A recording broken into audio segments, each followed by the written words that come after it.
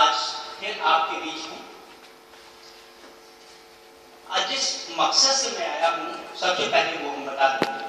प्यारे बच्चों, आज विश्व वानिकी दिवस है, विश्व forest day, world forest day. दूसरा 22 यानी 22 मार्च को विश्व जल दिवस यानी वर्ल्ड वाटर डे। ये दो दिन हम त्योहार के रूप में मनाते हैं। हम क्या पूरा विश्व इसे त्योहार के रूप में मनाना चाहता है, पसंद करता है और मनाना चाहिए। कारण बहुत सारे हैं। हम लखनऊ में रह रहे हैं। लखनऊ का जो वाटर टेबल है, भूमिगत जल का जो स्तर है, लगभग 150 फीट से 200 फीट के अंदर। प्यारे बच्चों, पानी हमें 300 फीट पर भी मिलेगा, 400 फीट पर भी मिलेगा, लेकिन वो हमारे लिए उचित नहीं है। क्यों? जैसे जैसे हम नीचे जाते हैं या जैसे जैसे हम ऊपर जाते हैं, एक लिमिटेशन है हम इंसानों के लिए प्रकृति ने दे रखा है, ठीक है ना। जैसे हम पहाड़ों पर जाते हैं तो हमें ऑक्सीजन सिलेंडर लेकर जाना होता है। जमीन के अंदर जैसे हम नीचे नीचे जाते जाएंगे, हम पानी नीचे हमें गुजारा नहीं है, हमें चाहिए होता है पानी। तो पानी के लिए नीचे जैसे हम बोरवेल बढ़ाते जाएंगे तो पानी के साथ और भी चीजें जो हमारे स्वास्थ्य के लिए बहुत ही हानिकारक हैं, वो चीजें उसमें मिलना शुरू हो जाती है, ठीक है ना।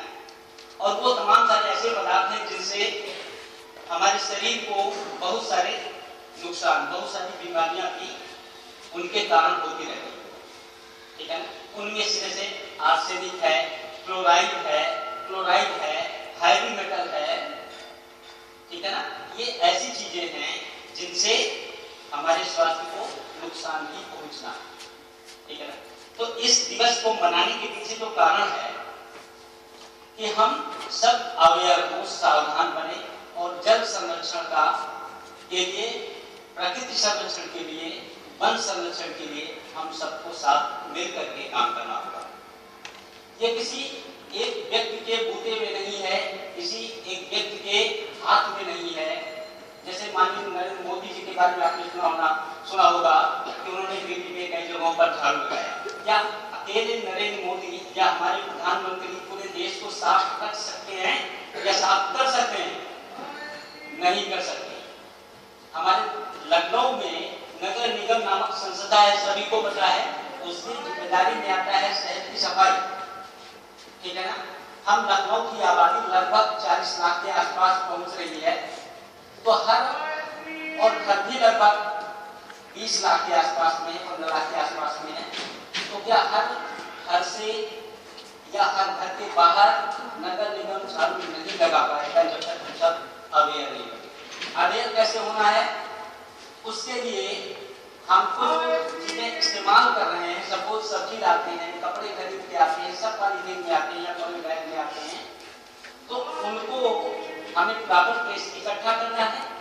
इकट्ठा करने के बाद कबाड़ी वाले आते हैं, उनको आप दे दीजिए, कूड़ा बिकने वाले आते हैं, उनको आप दे दीजिए, उनका कल्याण होता है, 4 पैसे उनको भी देंगे, उनके बच्चों की रोजी रोटी चलेगी उनसे। हम लोगों की कुछ आदतें बड़ी गंदी हो चली हैं कि जैसे पॉलीथीन में सब्जी आई, रात में सुबह जो बाटी बासी खाना बचा, रोटी सब्जी दाल चावल छिलका, वो सब हम एक पॉलीथीन में बांधते हैं, इधर उधर एक दिन फेंकने में लगे रहते हैं।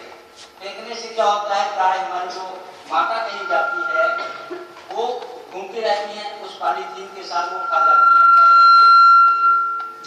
आपको जानकर बड़ी हैरत होगी कि यहाँ जो गाय घुमंतु गाय हैं हमारे लखनऊ में, हमारे गोमती नगर में घूम रही हैं, अगर इनको ऑपरेट किया जाए, जो मरती हैं, इनका क्या कहते हैं पोस्टमार्टम होता है, तो कम से कम 20 से 25 किलो पॉलीथीन उनके पेट से निकलती है। पॉलीथीन के सड़ने की उम्र है 100 साल। 100 साल में पॉलीथीन सड़ती है, तो 100 साल में तो एक पीढ़ी खत्म हो जाती है।